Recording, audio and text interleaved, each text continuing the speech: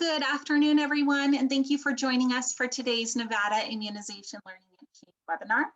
This is Breanne Van Dyne, the program director for Immunize Nevada, and I will be today's moderator.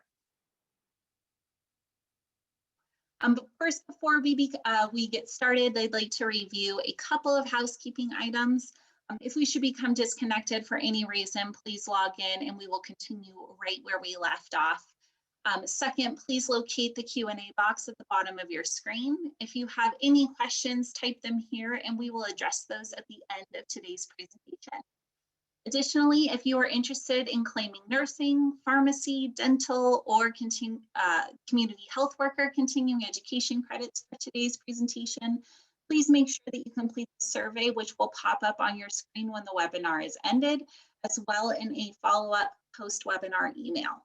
All those CE certificates will be emailed out within the next week. And finally, please note this webinar is being recorded. The archived presentation and slides will be available on immunizenevada.org/NILE-webinars within 1 week. Before we officially begin, I'd like to provide a little disclaimer. Immunize Nevada's NILE webinars are made possible by the generosity of speakers who donate their time and expertise to benefit the coalition. The expectation and goal is for community partners to gain knowledge on immunization and infectious disease-related topics through a non-branded, unbiased presentation. I'd like to now turn it over to today's first panelist, Lancette VanGuilder, registered dental hygienist and founder of Hygienist for Health. Welcome, Lancette. Hello, thank you so much for having me. I have to say it is really an honor to be on this panel today. And I am very, very excited about this whole medical dental integration that's really kind of been a new movement for us, right? To not practice in our silos, but to all get together and learn from each other. I did found my own company called Hygienist for Health, and it's all about delivering, continuing education content to a variety of healthcare professionals, to the community, just really about how we all can work together better, to really kind of meet the needs of our communities. So we're going to go through just a couple of slides. Really the kind of primary role I think that the dental hygienist and your dental professionals can play inside and outside of the dental setting. I don't think that there's ever been a better time for dental professionals to rise to help meet the needs of our communities. So this is just to kind of tell you a little bit about, the role that your dental professional can play and how we are really trying to step up to the plate, in really this whole medical dental integration, this interdisciplinary collaborative care approach. How dental professionals can work, with head and neck cancer to help raise awareness, provide education, not only to our patients, but to other healthcare providers in our community. What we see kind of as potential opportunities for prevention efforts for screening, assessment, and referrals of head and neck cancer, and then just touch a little bit on how dental professionals can help with quality of life for cancer survivors.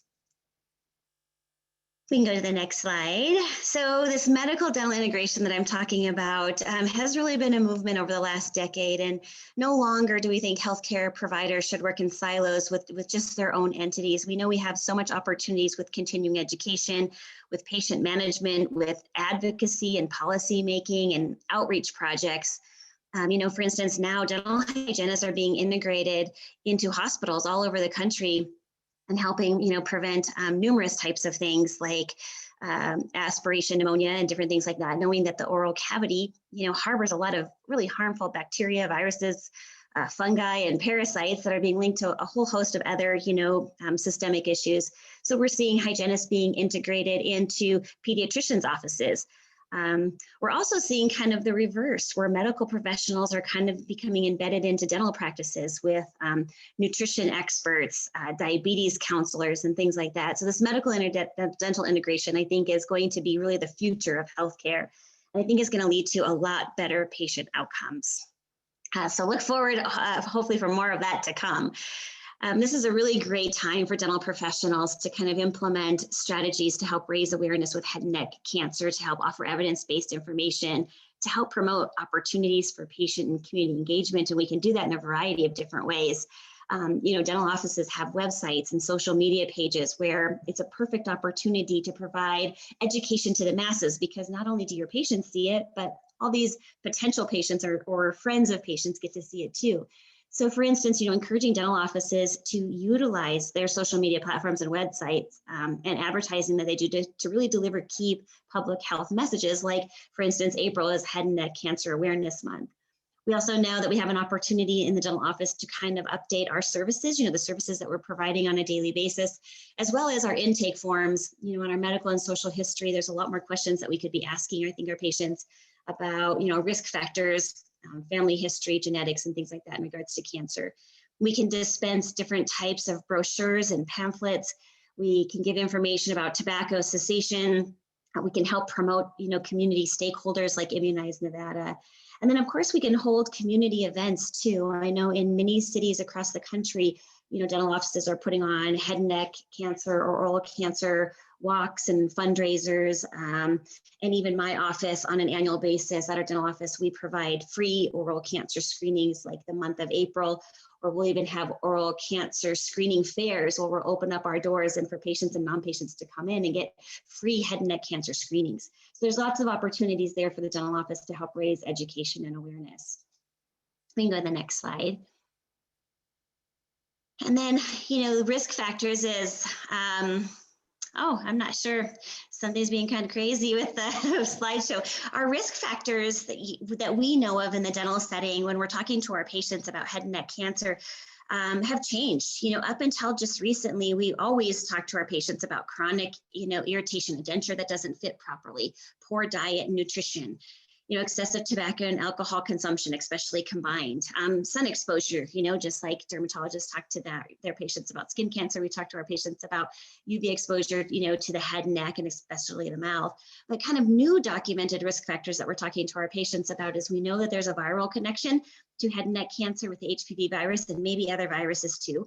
And we know that there is a link between certain types of bacteria and fungal infections as well. So we have a prime opportunity to kind of assess the health of somebody's mouth and actually kind of correlate that with their, probability of maybe getting head and neck cancer someday. So if we go to the next slide, I'll kind of touch on that bacterial component for a second here. The bacterial risk factor is one specific pathogen called P. gingivalis. And in a normal, healthy mouth, people don't harbor this bacteria. This bacteria is present in people's mouths if you have tender gums, if you have swollen gums, if you have gums that potentially bleed, if the hygienist has told the patient that they have bone loss. That's where that pathogen loves to live, and it only originates in unhealthy mouths. But we know that this pathogen is so harmful and so destructive that it destroys tissue. Might start in the mouth, but believe me, it doesn't stay there. It goes to other parts of the body, and it's been linked to things like preterm babies, heart attacks and strokes. But most specifically for this webinar, it's been highly linked to different types of head and neck cancer, and specifically esophageal cancer and tongue cancer. So for each millimeter of bone loss that a person might have around a tooth, the risk of getting a head and neck cancer goes up by 4 times. So again, we really want to encourage patients to have healthy mouths because we know when this bacteria grows in their mouth, it's being linked to all kinds of things. And so this is our prime opportunity to kind of connect oral health to, as a risk factor for head and neck cancers. And then we'll move on to the virus on the next slide. We know that HPV is highly, highly linked to head and neck cancers. And so dental professionals need to really rise to the occasion. We need to be comfortable talking about it. We need to remove the stigma and really, I think, step up to the plate and be the primary healthcare provider that's talking about the mouth and the throat and head and neck cancers, and specifically the correlation with the HPV virus. It's estimated that maybe 65% of oral cancers are linked to the HPV virus. We estimate that, many, many thousands of cancers may be prevented with the HPV vaccine. So dental offices are trying to step up to the plate. We're seeing more and more continuing education courses like this, empowering and encouraging and teaching dental providers to feel comfortable talking to their patients about HPV and the link between oral cancers and head and neck cancers. So if we go on to the next slide, that kind of brings us, to where are our key kind of opportunities that dental professionals have, specifically with the HPV virus, is to educate our patients about the gap years, knowing that the time when they have a HPV infection to the time that they might have a head and neck cancer could be decades, 20, 30, 40 years. It's important for us to remind our patients that unfortunately with head and neck cancer, there may be no warning signs, no precancerous changes or warning signs. we can feel very comfortable about addressing not only the safety of the HPV, but also the effectiveness. You know, it's estimated that the HPV vaccine may prevent more than 90% of oropharyngeal cancers caused by HPV. Very comfortable, you know, we need to be very comfortable in passing on these statistics about safety and effectiveness and making a very strong recommendation. You know, we know that our patients think we're knowledgeable, they trust us, and if we make a strong recommendation, they're much more likely to do it. And then getting involved in administering vaccinations, you know, dental providers administering vaccinations. This could be being involved in policymaking, changing laws that allow dental professionals to do that, to volunteering to actually do them, and then taking a next step farther and possibly administrating them in the dental setting as well as other public health settings.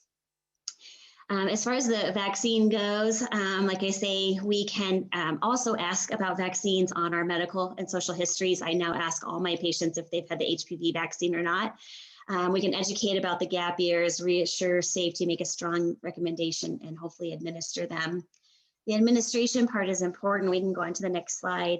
The administration part is very important because it has now been, the HPV vaccine has now been approved by the FDA to actually, as an oral cancer prevention tool. I'm sorry, Bree, I'm sure that's not your fault.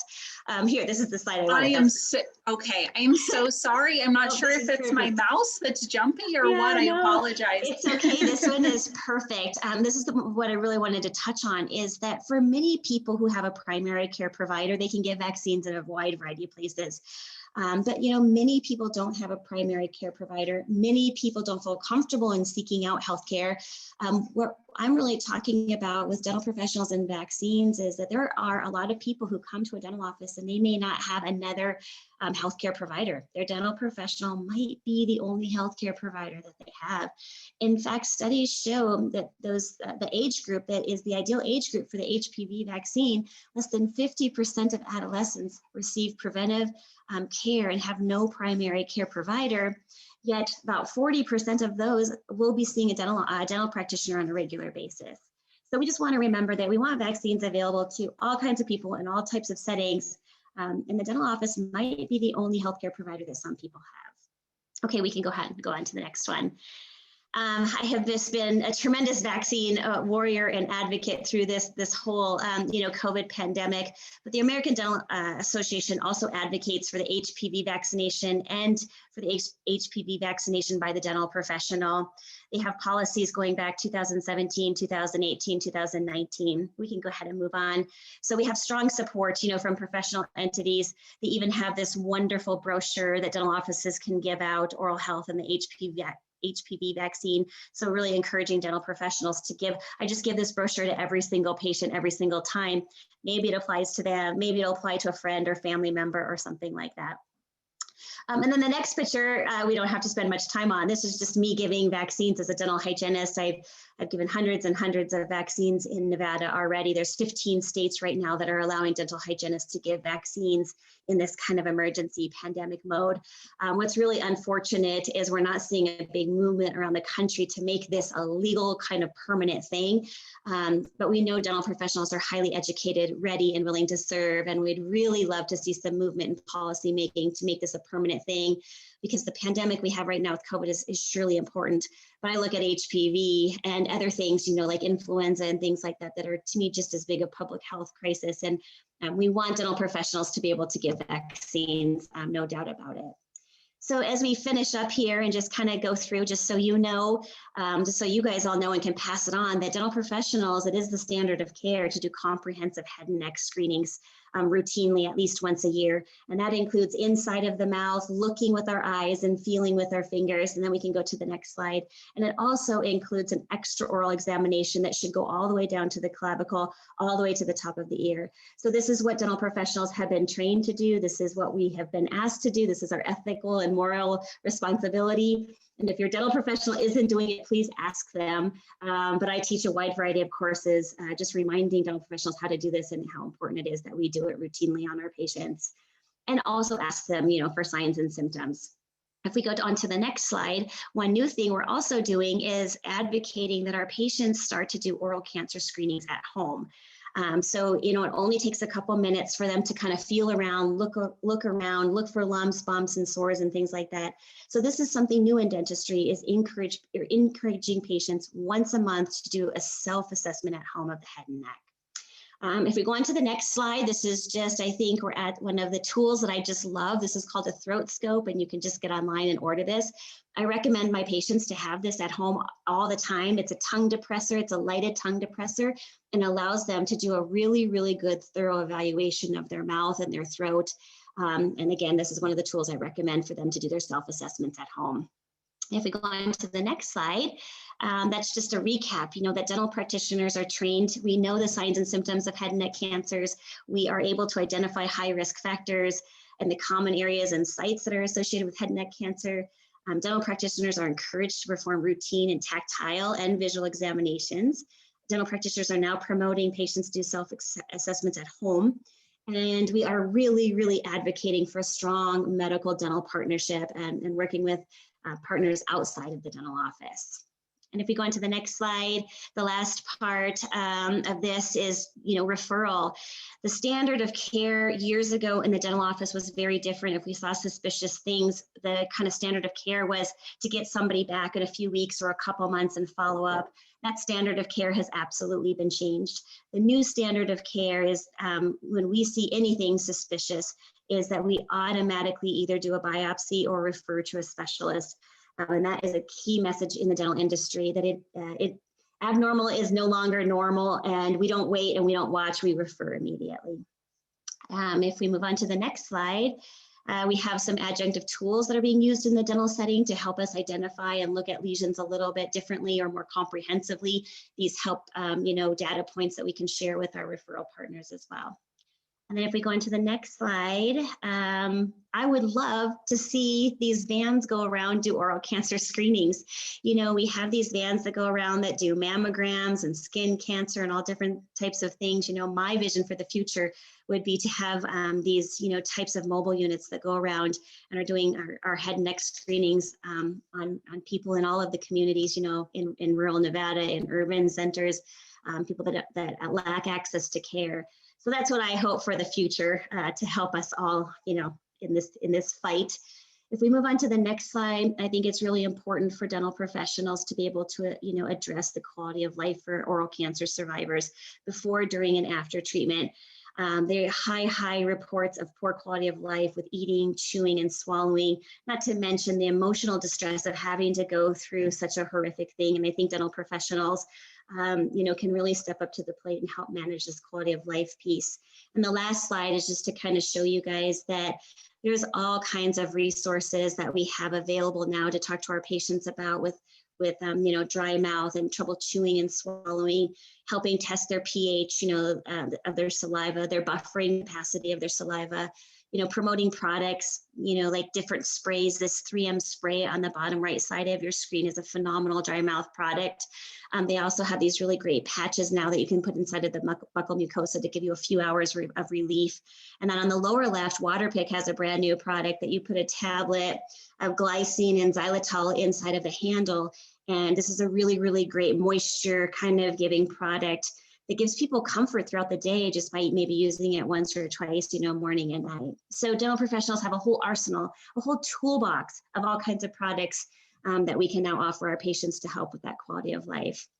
So thank you so much. I'm really excited about this medical dental integration. I'm always available. You can have my contact information if you want to know more, but I'm really excited about the role that the dental hygienist can play in this medical dental collaboration.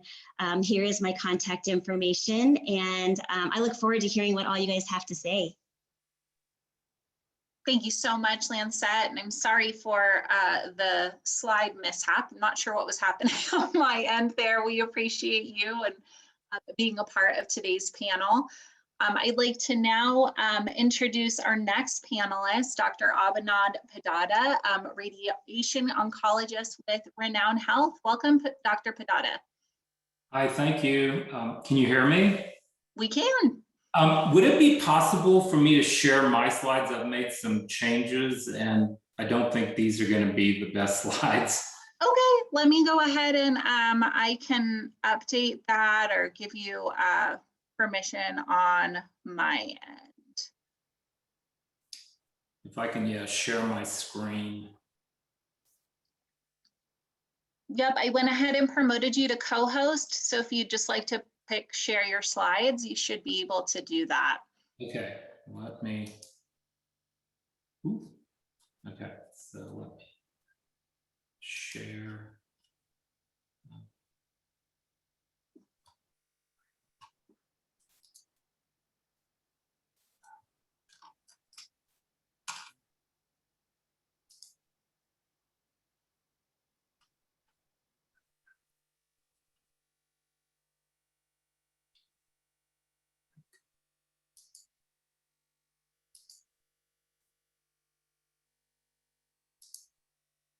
Perfect. We can see them. The, Oh, well, we're seeing your notes as well.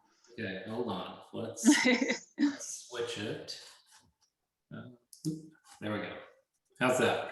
That looks great. Thank you. Okay. Well, you know, head and neck cancer is something I'm very passionate about. I've practiced, you know, essentially treating head and neck cancer patients for about 25 years. One of the reasons I love taking care of head and neck cancer patients is most of my patients are cured, and it makes me happy to see them, you know, cured of their cancer. I mean, it's a long journey we go through because they do end up with a lot of, you know, late side effects, and we have to manage those. But thankfully, radiation therapy has gotten much better, and patients do a lot better than they did, you know, 25 years ago when I first started practicing. So, you know, the objectives of this talk is to talk about a little bit about anatomy, some epidemiology, and really get into therapy, and then all the radiation effects and the management of those effects. So I have a disclosure, and really has nothing to do with the talk that we're going to do today. So when we talk about anatomy, the head and neck is the area from the base of the skull down to the clavicle, and you have several different subsites, and each subsite has its own sort of unique pattern of spread and symptoms.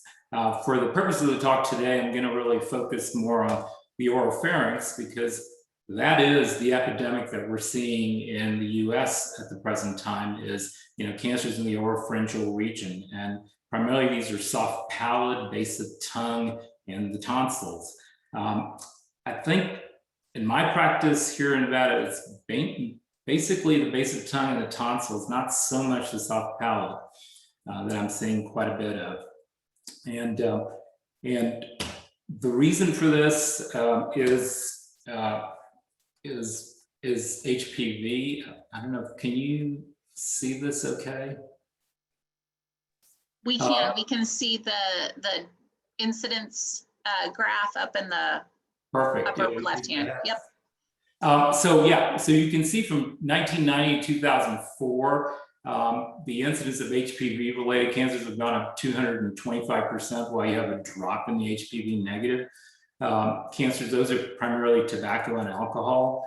And then if we sort of go from 2004 to 2017, that number has gone all the way up to 5.1 per 100,000, and that works out to a 637% increase from 1988 to 2007.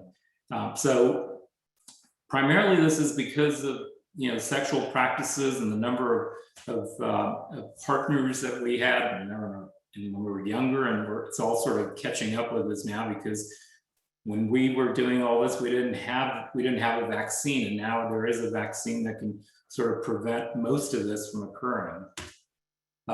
So, you know, the workup that for a head and neck cancer, you know, typically the patient, you know, you have to take a good history, and most patients come in with, in these days, with just a mass in the neck. You know, they don't really have a lot of symptoms. They just present with a lymph node. But sometimes you can, especially with the oropharyngeal cancers, you can complain of ear pain, of throat pain, of difficulty swallowing. So it's really important to take a good history, because that'll kind of lead you to the site that you need to look at or evaluate for where you suspect the cancer to be. It's important to do a very good physical exam that includes a fiber optic exam. You know, obviously imaging is very important. CT scans, MRI scans, PET CTs are great staging tools. And also PET CTs are also what we use post-therapy to determine if their cancer is gone or not. A 12-week post-therapy PET, if it's negative, then chances are that there's no cancer anymore. Obviously, we need a biopsy to determine the type of cancer, and we're testing these rates very routinely, especially in the oropharyngeal site for P16, which is a tumor suppressor protein that's overexpressed in HPV infections. And in other subsites like oral tongue or nasopharynx or hypopharynx larynx, the P16 doesn't seem to be of that much value. The value is really in the oropharyngeal site.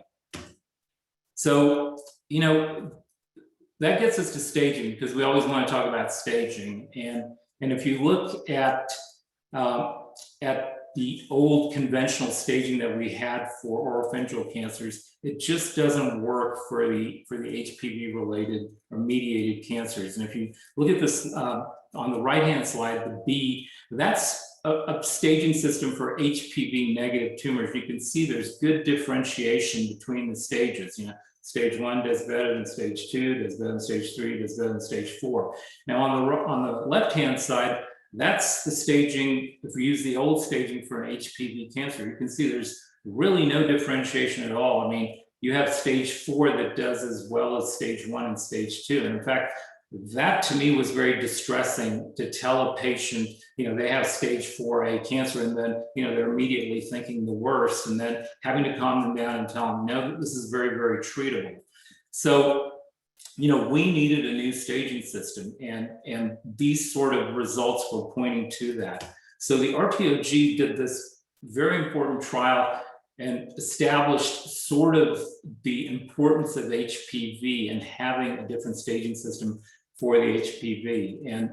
And so they were able to divide patients up into low, intermediate, and high risk, basically by their HPV status. So low risk is HPV positive tumors with less than 10-pack year smoking history. And you can see the survival of these patients is 90+%. The intermediate risk is if you had HPV positive tumors but had a little bit more than a 10-pack year smoking history, and they don't do quite as well as the low risk. And then the high risk are typically patients that have HPV negative tumors, and they tend to do the worst. And so with this information, there was a new staging system that was developed. And if you look at the on the right-hand side, the old staging system, like the 4As, the N2, A, Bs, and Cs were all 4As. Now all these patients are either stage 1 or stage 2, and where the really advanced, T4 and N3 disease has all moved into the stage 3. And to be stage 4 in an HPV-mediated cancer this day and age, you really have to have metastatic disease. That's the only time you're going to be called a stage 4. Otherwise, you fall into stages 1, 2, 3.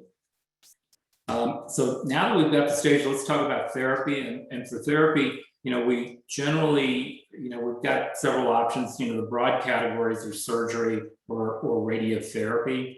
And surgery in the old days involved a very sort of a gruesome kind of procedure where they'd have to split your mandible open and go in and do an extensive resection.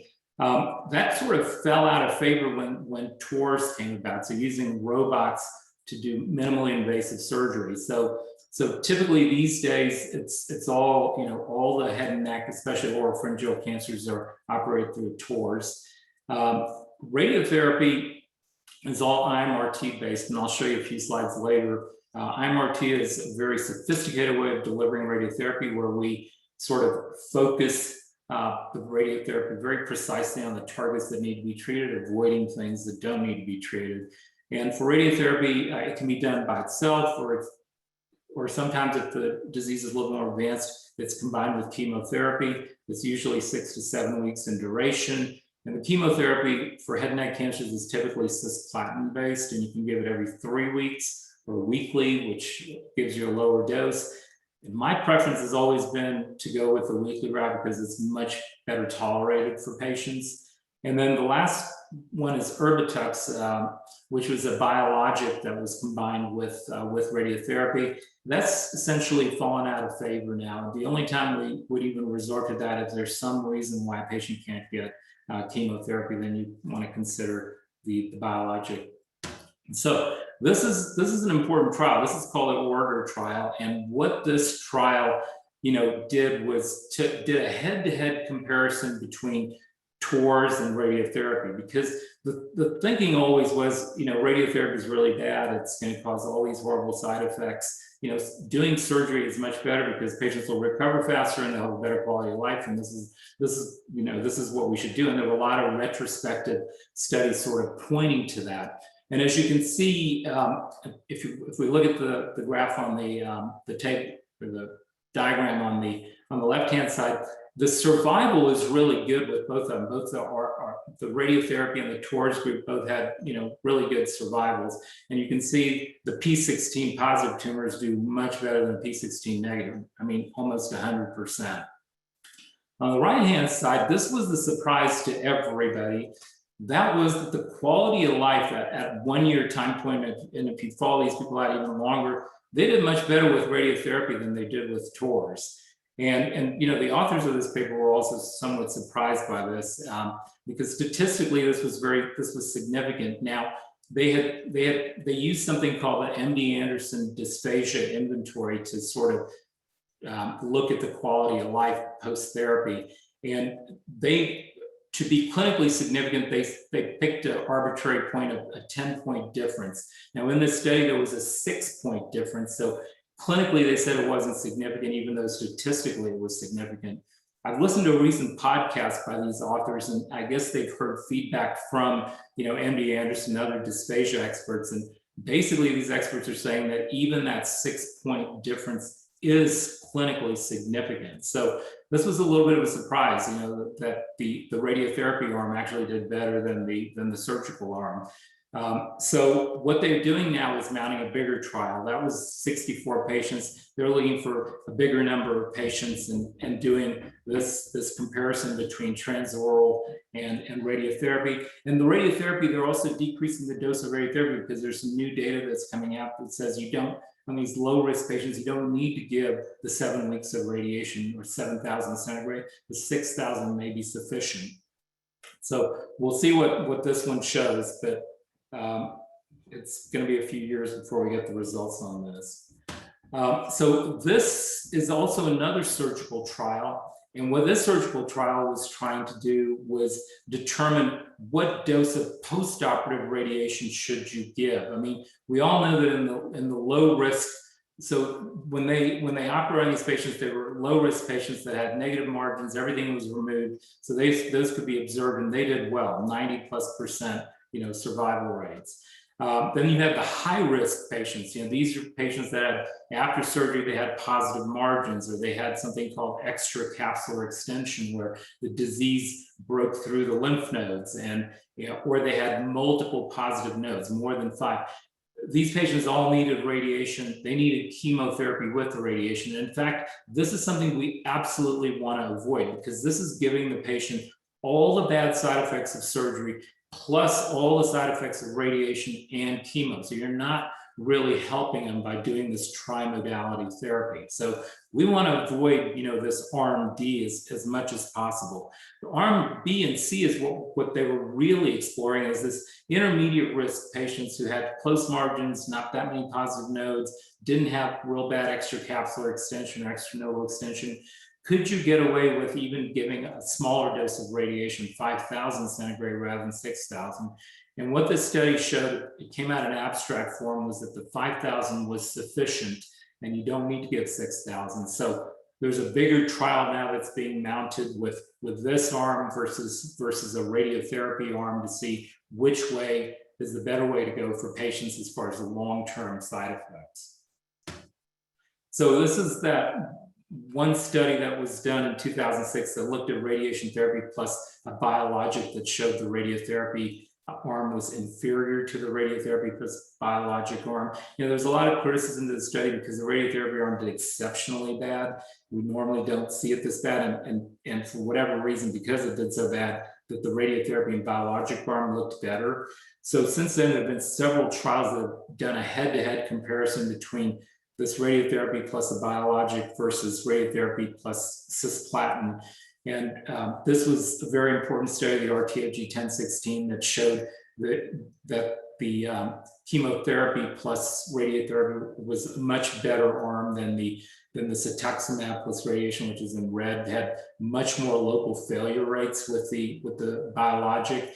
And there was another trial mounted in Europe called the De-Escalate HPV trial that did the same exact thing and had the same exact results. So in my practice, I hardly ever use a biologic. If the patient can tolerate it, I always go with cisplatin-based therapy. And if they can't tolerate cisplatin, we do something called carboplatin, because cisplatin can be harsh on the kidneys, and if your kidney function isn't great, then we want to switch to another agent that's not so bad on the kidneys. But I always prefer adding a chemotherapy rather than a biologic therapy. And the other thing that people always thought was the biologic would be less toxic than chemo. That's not, the European study and this study both showed that the biologic was as toxic as chemotherapy. So you're not really saving the patient a lot as far as toxicity by going to a biologic.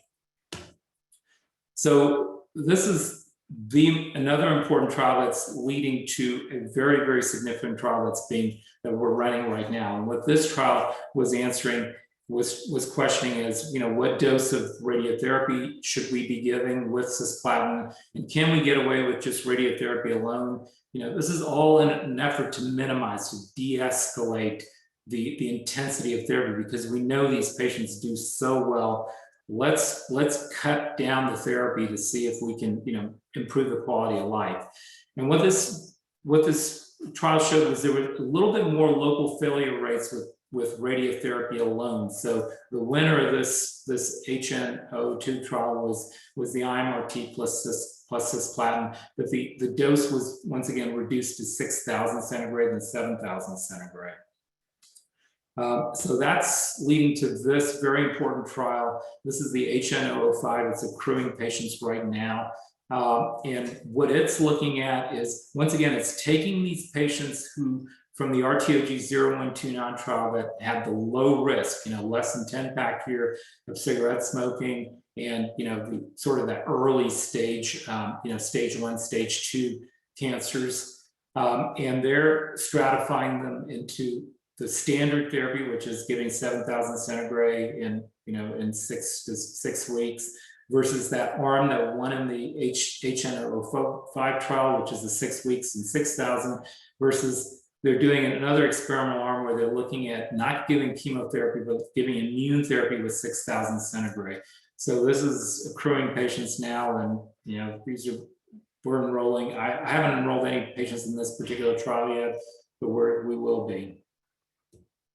So that gets us to radiotherapy. I mean, so for radiotherapy, there's a lot of, before we ever do actual treatment, we have to do a lot of pre-therapy workup, and that includes dental workup, which is absolutely critical, because with the late effects of radiotherapy, we can really impact their dental status, and this can lead to very, very significant complications. So having a very thorough dental evaluation, having any teeth that are poor and poor function to be removed before radiation and after radiation is very critical. Nutrition is very important, because many of these patients are going to have deficit in nutrition during therapy because of the adverse effects from radiation. So if they've lost weight already prior to therapy, I always recommend that we put in a G-tube to help to bolster their nutrition. If they haven't lost weight, and if they're in good performance status, then I try to avoid putting in a G-tube unless it's absolutely necessary, because there are some studies that suggest that it can actually it can impact their swallowing function by putting in a G-tube ahead of time. And then if they have very, very large tumors, you have to look at their airway and make sure that their airway is safe. If it's not, then we sometimes have to do a trach before we start treatment. Then we have simulation of the treatment plan. For simulation, we do a very special CAT scan with the patient immobilized from their head down to their shoulders. And this CAT scan serves the basis for the planning that we do, which is all CT-based planning. So on the left-hand side, we have the old 3D treatment planning that we used to do. This is 20 years ago. These days, on the right-hand side is the IMRT, the left-hand side is the 3D. And so the IMRT is what we switched in. You can see the yellow line represents sort of the high dose, and you can see how it actually sort of conforms to the tumor. Whereas on the 3D, you have this kind of a big box, and you're treating a lot of tissue that doesn't really need to be treated. And so this allows us to really protect the salivary glands, which is very important because that's one of the big major side effects from radiotherapy. So the treatment itself, they're daily treatments. The treatments can be done 5 times per week or 6 times per week. There's always going to be weekly MD visits. I always tell my patients the first 3 weeks are sort of the honeymoon period because the dose is sort of slowly ramping up and they're not going to notice a lot of adverse effects. But after that 3rd week, the adverse effects will start very quickly and ramp up. And these adverse effects, we have a whole team at Renown that helps me take care of these patients. We have, nurses, obviously, we have therapists, we have nutritionists, we have wound care, we have speech therapy. So it's not one person, it's a whole team that really needs to take care of these people. It's very important, in the past, this is 20 plus years ago, when the patient wasn't doing well, they had adverse effects, we would say, okay, let's give you a little break from the radiation to have you recover. So it'd be a few days break or a week break, and then we'd pick back up.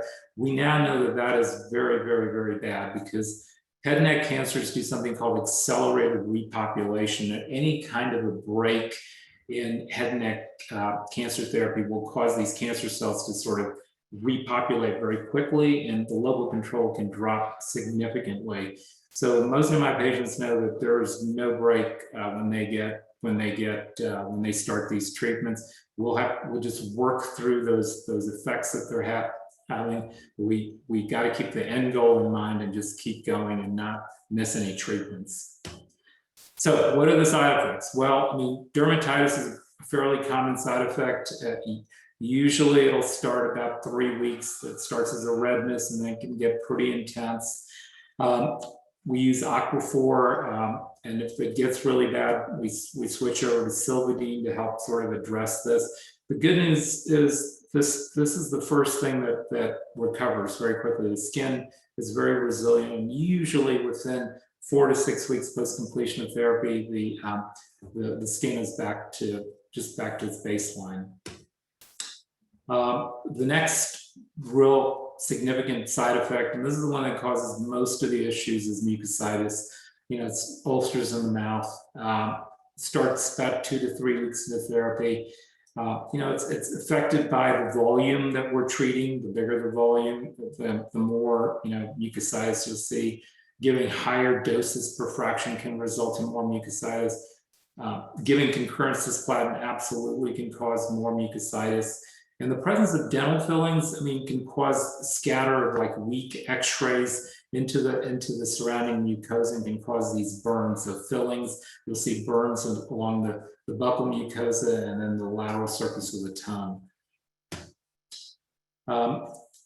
Grading mucositis, unfortunately, most of the patients will experience, grade 2, grade 3, or grade 4 mucositis. And so tubes are required. Luckily, it's mostly grade 3, but definitely we can see grade 4. And to manage mucositis, requires obviously a change in diet, softer foods, less acidic foods, less spicy foods. We've had really good luck with just using baking soda, salt, and water solutions. You squish and split, it's very soothing. We use analgesics. You have to treat secondary infections. Sometimes you can have a secondary candida infection that can cause worsening of the mucositis and pain. So using diflucan or antifungals is very important. We have, these multi-drug mouthwashes that we use that are somewhat soothing. I've not had good luck with doxepin. It actually causes more burning for the patient, so I've not done that. Clinical trial, we currently have a clinical trial ongoing at Renown for GC4419. It's a phase 3 trial. We took part in the phase 2. And this is a drug that prevents oral mucositis by removing free radicals that can damage the soft tissue. It's pretty amazing. It's a blinded, placebo-controlled randomized study, but I have patients that are getting this drug and who sailed through treatment without any mucositis, and the usual a whole group of patients that have all the normal mucositis findings. So yeah, it's blinded. I don't know what the correct answer is, but I have an inkling of the feeling that this drug is going to be a game changer. Xerostomia is also very adverse symptom that can occur from treatment. It really impacts the ability to eat and what they can eat. Usually starts about 2 weeks into treatment. It also takes up to 2 years for recovery. Luckily, it can be permanent, but that's a thing of the past. These days, that's very unusual to have permanent xerostomia. And the main reason for that is IMRT. This was the Parsport trial that showed, compared to 3D, which is in red, the IMRT had significantly less xerostomia, and you can see over time that there's recovery of the xerostomia. This is something really interesting that just came out this year. Is we didn't realize this, but there's a whole new set of salivary glands that we were unaware of. And this is a PSMA PET, and what you can see are the submandibular and the parotid glands are lighting up, but you can see in the nose, right behind the nose, there's these tubarial glands, and these glands are also apparently salivary glands. And as radiation oncologists, before this paper came out, we never paid any attention to this, and we would not go through any effort to sort of protect these glands. And what the diagram on the right shows that if the yellow is if your parotid doses were 0, if you gave nothing to the parotid glands, as you increase the dose to the tubarial glands, you'll see that there's an increase in the amount of xerostomia that you experience. So these glands are important. And so once this has come to realization, these days I make sure that these tubarial glands don't get a lot of dose anymore for my patients. This is another real problem, is taste. In fact, a lot of times it's this what drives patients to getting a G-tube. It's not so much the pain, it's not so much the dry mouth, it's just the horrible taste. Everything tastes like metal or rancid or cardboard. I've had everything sort of described to me. And this unfortunately, the only way to sort of minimize this by minimizing dose to the oral cavity, which we do. But even with that, anytime you do chemotherapy, radiotherapy, the combination can cause this.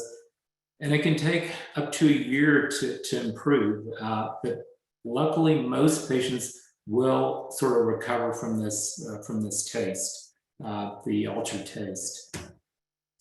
Dehydration is very common in our patients because of difficulty with swallowing and pain. So we're constantly monitoring weight and blood pressures and hydrating patients with IV and IV fluids or through their PEG tubes. This is a result of the dry mouth and not taking really good care of your teeth. It's very important that they do the dental visits 3 to 4 times per year, brushing and flossing regularly, the fluoride therapy, absolutely avoiding tobacco. We recommend lubricants to help sort of keep their teeth in good shape, because this can result in having to extract teeth, and if we extract teeth, this is the major risk that we run into is osteoradionecrosis, and it can be greater than 15% with extractions. And if extractions are necessary, it's a long ordeal for the patient because it requires hyperbaric oxygen therapy prior to treatment, prior to extractions, and then hyperbaric oxygen post extractions.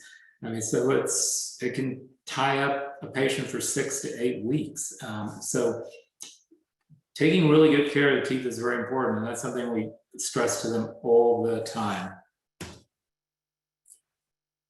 So uncommon adverse effects, trismus, where it's difficult opening your jaw, soft tissue fibrosis, lymphedema, brachial plexopathy, and spinal cord myelitis. Thankfully, I've never seen those, but those are fairly, the lymphedema is fairly common and it's self-limited. It usually sort of goes, it's usually in the anterior neck that they can get some fluid buildup.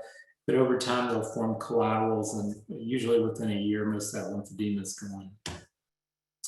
Follow-up, it's very important that we have follow-up because the period of risk is really the first 2 years. These cancers can come back. So I like to alternate visits with the ENT. The first year, it's almost every month they're being seen. The second year, it's every 3 months. Starting the third year on, it's 6 months with me, 6 months with the ENT.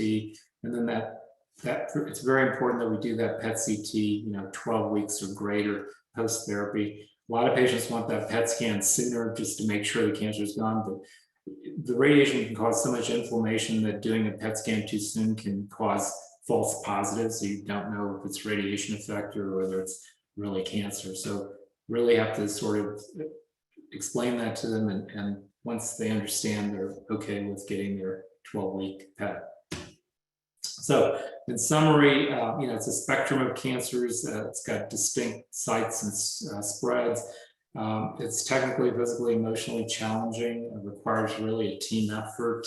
Tobacco and alcohol, head and neck cancers are waning. HPV mediated cancers are the predominant head and neck cancers that we see in the clinic. Cure rates are high. However, these patients will need extended follow-up to manage the late effects, salvage recurrences, and they can also develop new primaries, so we need to be on the watch out for that. And really the focus is, at this point, is really de-escalation of therapy. And I think we're all waiting for the results of the phase 3 HN005 trial to sort of change our sort of patterns of care. Thank you. Thank you so much, Dr. Peddada. As I mentioned in the chat, it does look like we're going to go over our 1:30 end time today. We do have a few more panelists. Thank you for sharing all that great information. I'm going to go ahead and share my screen now so we can get to the next panelist. And Lisa Morris, speech language pathologist from Renown Health. Thank you so much for joining us. Hi, thanks so much. I'm so excited to be here and share some information with all of you about how speech therapy works in combination with some of the other professionals that you guys have met today. I have the honor of working alongside Dr. Peddada with his cancer treatment, and I can share a little bit about what speech therapy does and what our primary goals are. So what I'm going to be talking about or sharing with you today was a research article that was printed in 2013 in the Journal of American Medical Association. I think it's a really great article. It was out of the MD Anderson Institute in Texas. And really the title of the article was Use It or Lose It. So what we're going to be talking about today is how speech therapy really supports these patients as they're going through their chemo and or radiotherapy treatment. I included this, on the first slide, there was a really a quote that I just wanted to share with you guys. And the idea is that what we want to do is we want to work on improving the swallow function, but we want to see these patients early. And I think that's what I'm going to be kind of the point I want to make to all of you guys today, is that with any changes in swallowing, the best thing to do with any patient is early and individualized treatment. So When we're looking at these patients that are going through head and neck cancer treatment, the one of the primary goals for them that they rank is related to quality of life is swallowing. And so speech therapy really helps these patients in two ways with two primary goals. We're looking to keep them eating and have them engage in swallowing exercise. And when we're talking about eating, we're really talking about avoiding those intervals, helping the patient avoid going too long without eating anything or drinking anything orally. And then exercise, really what we do is provide them with a structured swallowing exercise program that we like these patients to follow throughout treatment.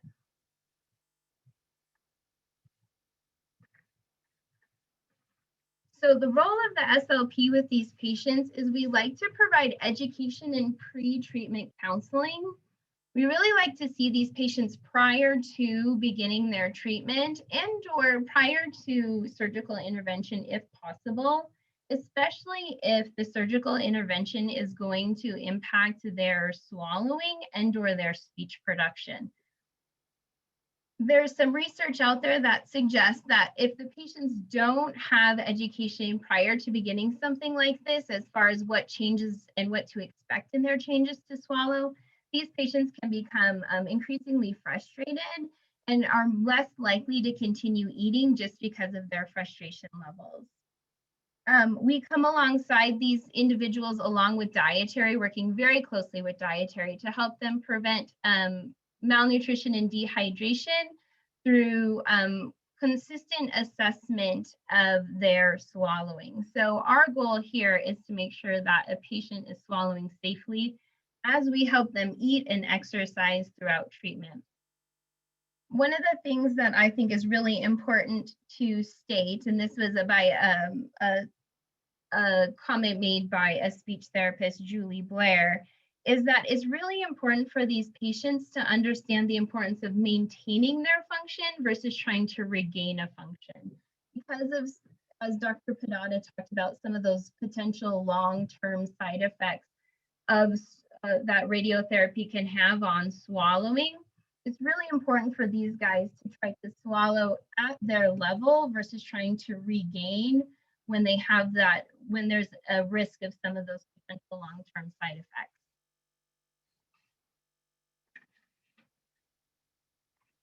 So in looking at some research, it looks as though I wanted to know kind of what percentage of patients can present with swallowing difficulty even prior to starting or prior to coming in or meeting their physician or even thinking that they might have something going on. It's a very wide range. I found 6 to 67% of head and neck cancer patients report some form of dysphagia prior to starting their treatment. And so this is why speech therapy is so important, is that we can provide education and support along with what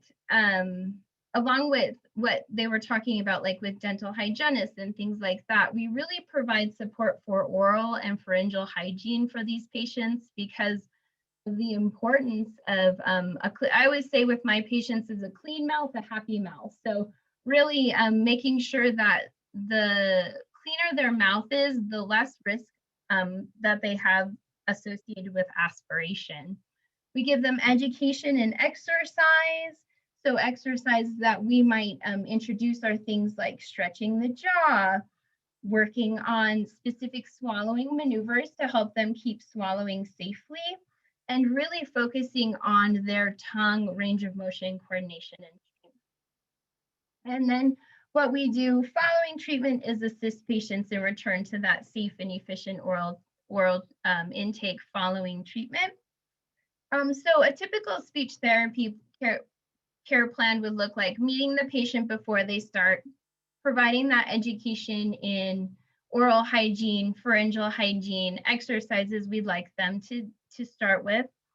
During their honeymoon period, we like to see them come back so that we know that they're doing their exercise and that they don't have any questions regarding that. We also then provide education in diet texture.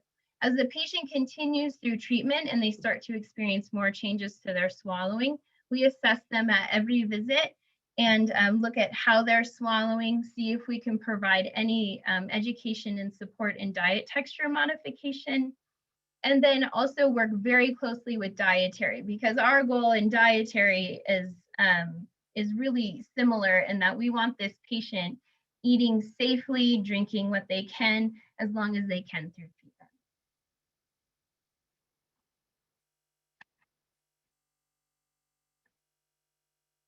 So as Dr. Peddada talked about, some of the potential immediate side effects that may impact swallow is that idea of muscle disuse atrophy, meaning that that's why we want to be there. We want to be helping these patients eat and exercise as much as we can to avoid them not using the musculature for swallow.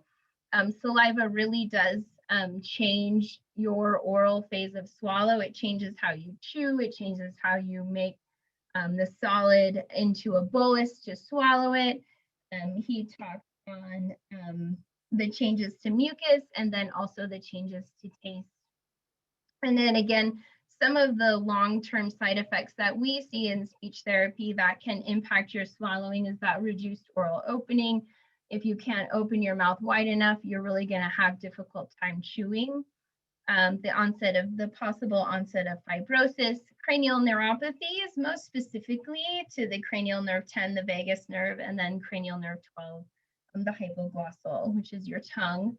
And then physiological changes to your swallowing. And these could include things like reduced laryngeal elevation, reduced epiglottic inversion, all of which puts you at increased risk for aspiration.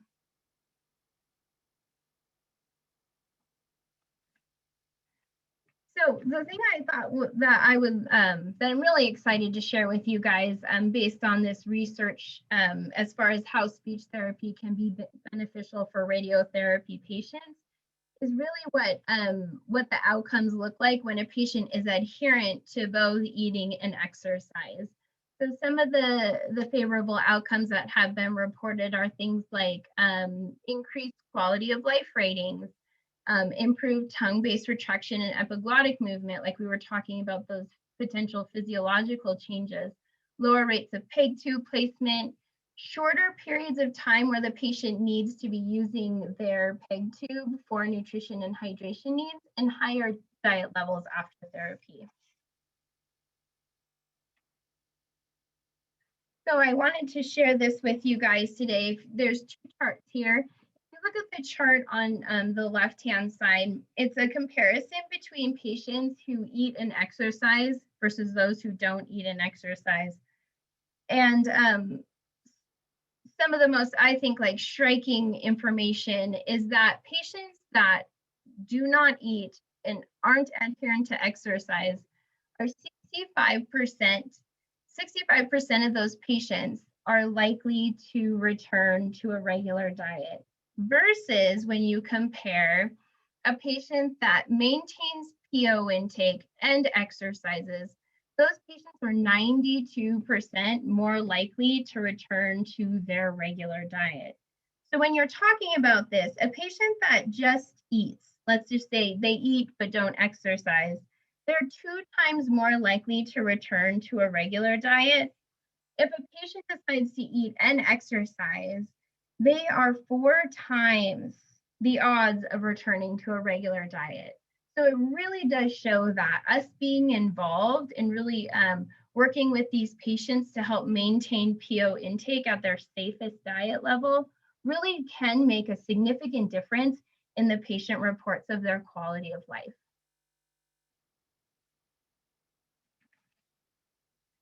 So as this relates to our topic of discussion today, I believe that Lancette had a figure of 65%. I have a figure of 70%, but really the main idea is that oral pharyngeal cancers are really related to HPV. And so the idea with speech therapy and how we're helpful is that these cancer survivors are living longer because they are treatable. So when we're talking about what speech therapy can do, I always tell my patients when they have their follow-up scheduled, like with Dr. Peddada, that make a little star on their calendar and think about their swallowing. Are you having any changes? Would this be a good time for you to come back and see your speech therapist?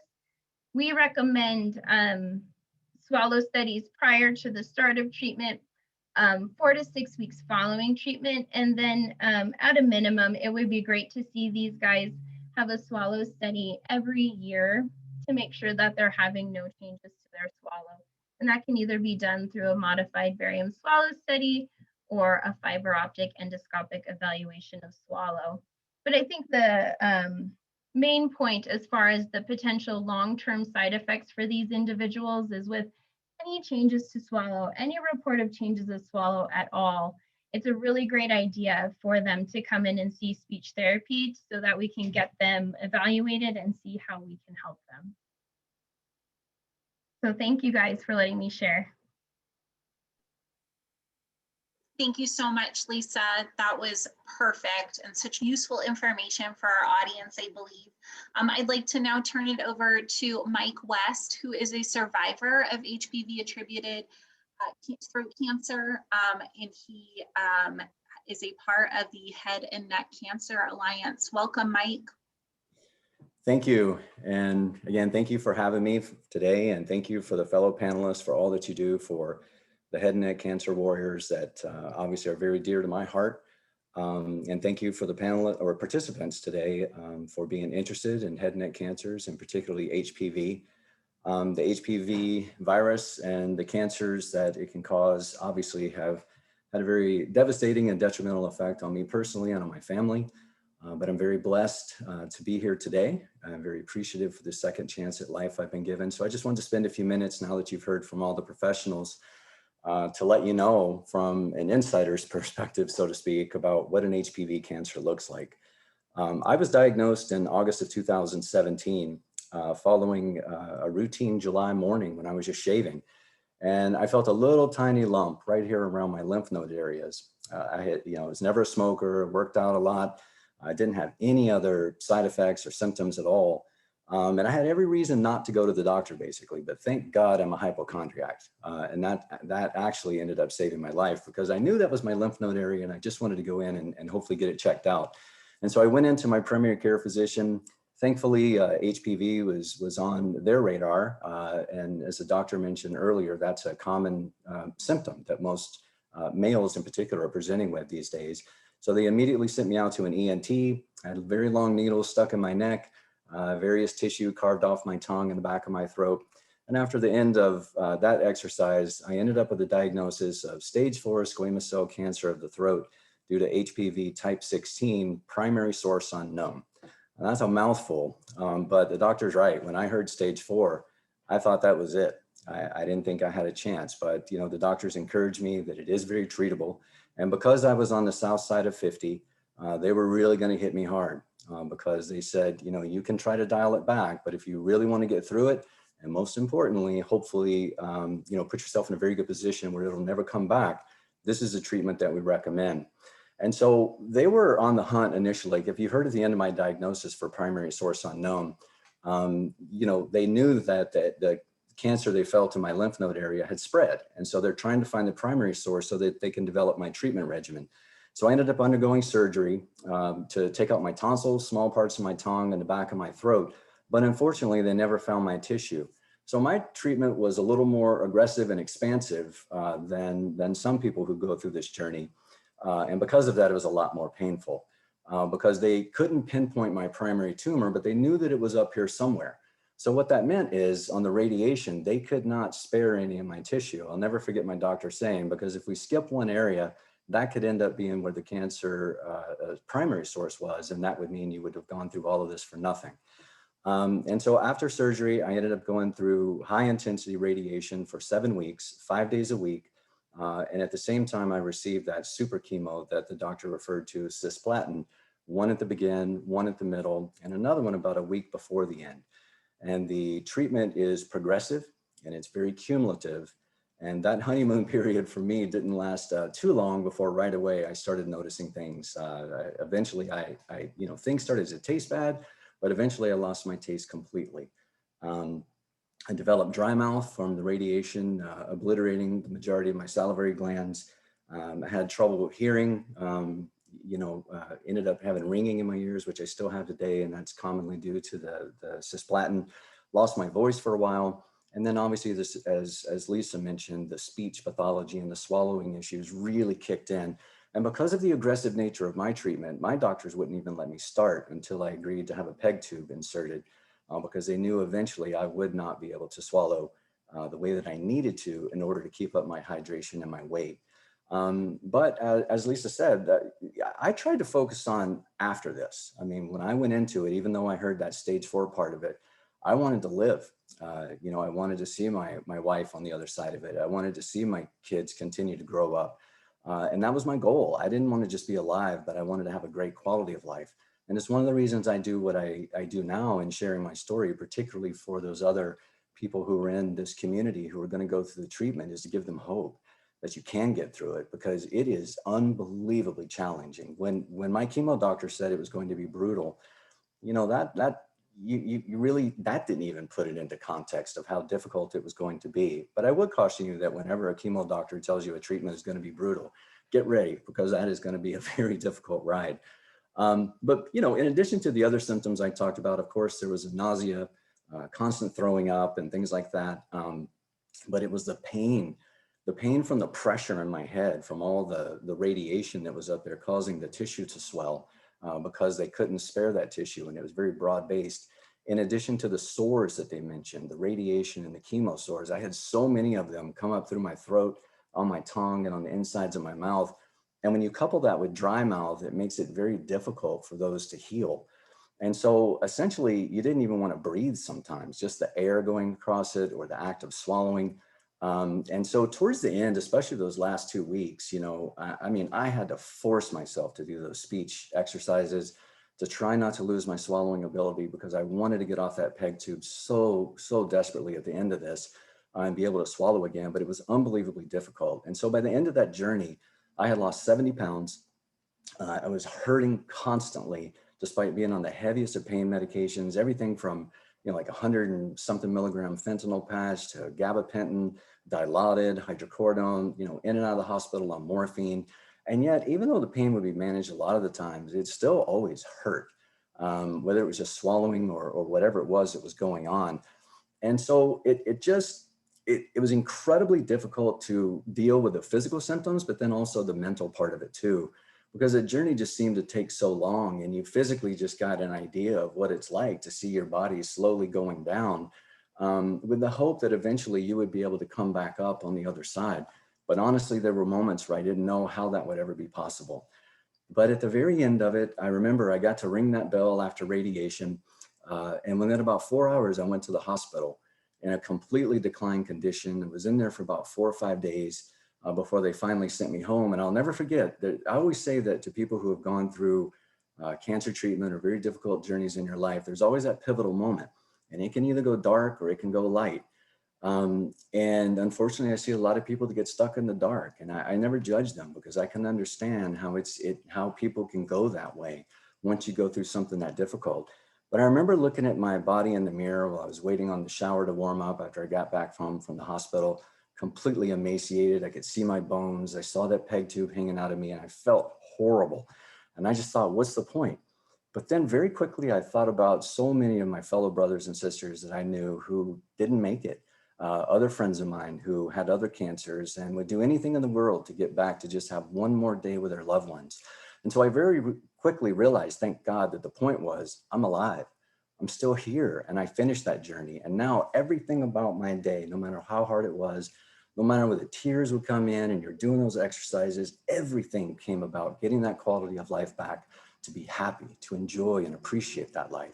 And slowly but surely it did. Another reason I like to be on camera, to talk to people that are going through things, is because you've heard about how unbelievably challenging the side effects can be for the rest of our lives once we go through that treatment. But I know I've had a remarkable recovery. And I like to show people that at least it is possible, that if you try and you don't give up and you keep doing everything that you can do that your professionals are telling you to do, it is possible to get a very great quality of life back on the other side of that. But again, there's people who don't, there's people who never get off that peg tube. They never get their taste back. Just so many different things can happen, including the cancer coming back and then you eventually losing your life. And so what I like to do now, in addition to trying to provide support for those who are going through that treatment, is also to give people a glimpse into what an HPV cancer looks like, to emphasize just how important it is, especially with the vaccine that we have out there, to try to prevent any family, any child from ever growing up and having to go through this. Because like you heard earlier, your exposure from the time of exposure until you actually get that cancer can be decades later.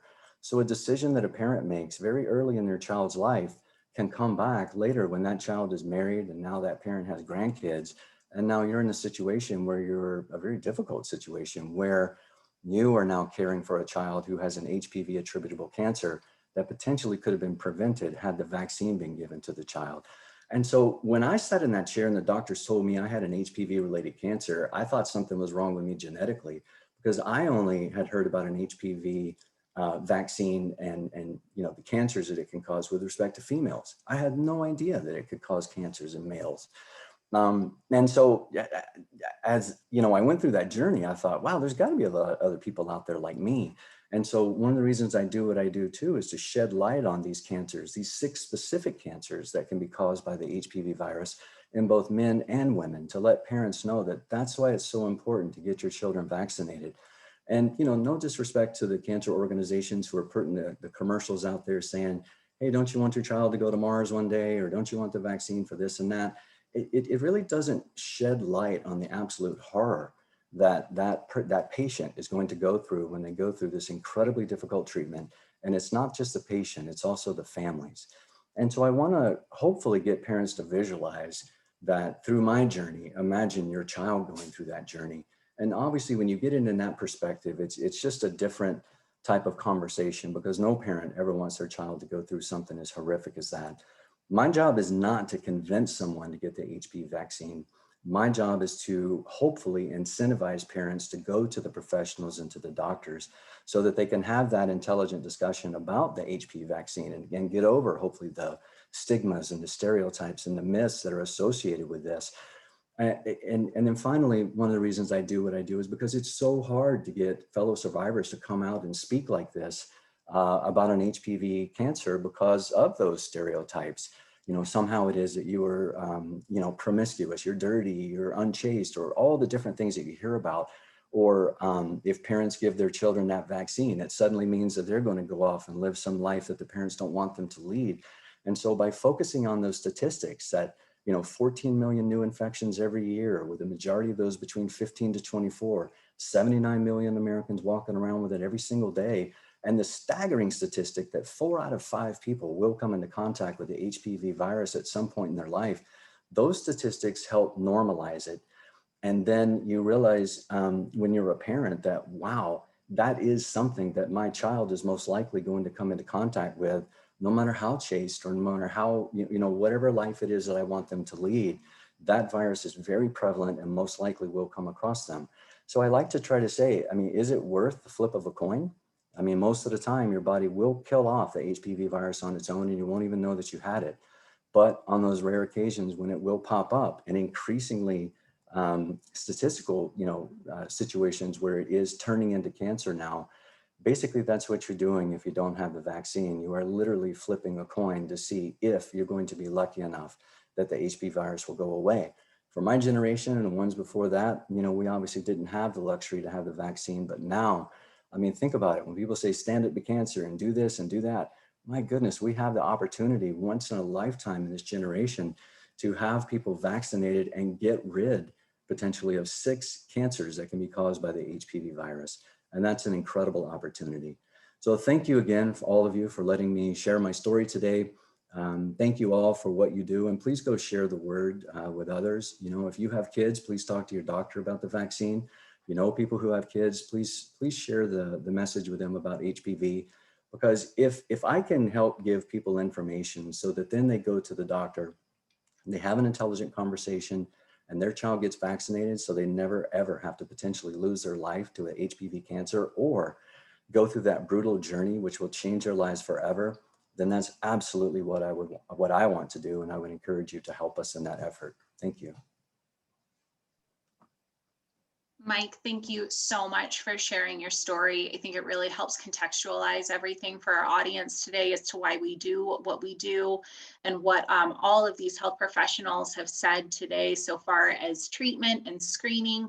And then what I'll talk about very, very briefly with regard to prevention. You and kids now are who we are doing this for in hopes of sparing them the same horrible treatment and luckily great outcome that you have had. So really quickly, I'm Breanne Van Dyne, Program Director. I just wanted to touch upon why one of the reasons that we're here today is so that we can prevent anyone again from having to suffer from an HPV-attributed cancer and the resources that are available in Nevada. Really, so far as HPV vaccination coverage in Nevada, what we really need to note on this slide is that 53% of our males and females aged 13 through 17 are protected.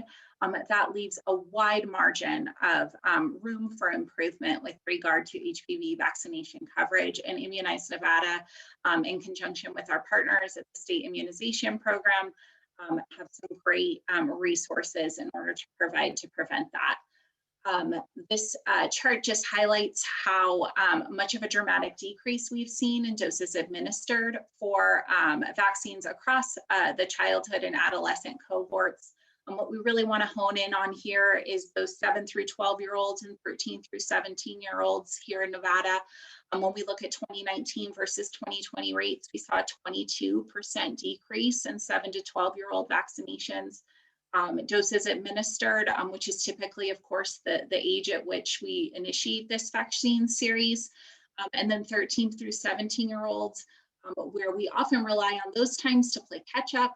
We've seen a 39% decrease in doses administered when we look at 2019 versus 2020 data. So it is all to say that we have a lot of room in Nevada already based on those 2019 NIS teen rates that you saw so far as the immunization coverage, and COVID did nothing to help that. So we do have a few resources for the providers that are on the call today. We have an HPV fact sheet that we've basically compiled all of the best HPV resources into a 2-page document with links. We know that providers and healthcare professionals often don't have the time to sift through a 20-page long toolkit. So we try to make that as succinct as possible. I'll be including all of these resources in the post meeting recap as well. And then our HPV toolkit so far is just quick points, high-level discussion regarding dosing and social media advocacy around the HPV vaccine and what we can do as healthcare professionals. And then lastly, we do have free reminder postcards, free in both English and Spanish with free postage if your clinic or health system or rural providers, if you do need assistance with sending out HPV reminders, we can help with the Nevada WebIZ tutorial piece so that you know how to generate those posts to show who's due and overdue, and then also provide you with this dual language postcard and postage if you should need it. This is my contact information for today in the event that you have any questions. We do not obviously have time for Q&A. A little bit of a housekeeping review. If you are claiming CEU credits for today's presentation, please feel free to complete that survey after today's presentation. We will be sending out those certificates within the next week. And as always, our recordings and slides will be available on the Immunize Nevada website. So with that, I will wrap up today's presentation. We appreciate all the panelists that took part today and sharing your expertise. We apologize that we did go over. There was a lot of great information to share. We hope that you'll check out that recording. and hope that you all have a great day and learned something in recognition of Head and Neck Cancer Screening Awareness Month. Thank you to all of you who are able to join us and our panelists. Have a great day.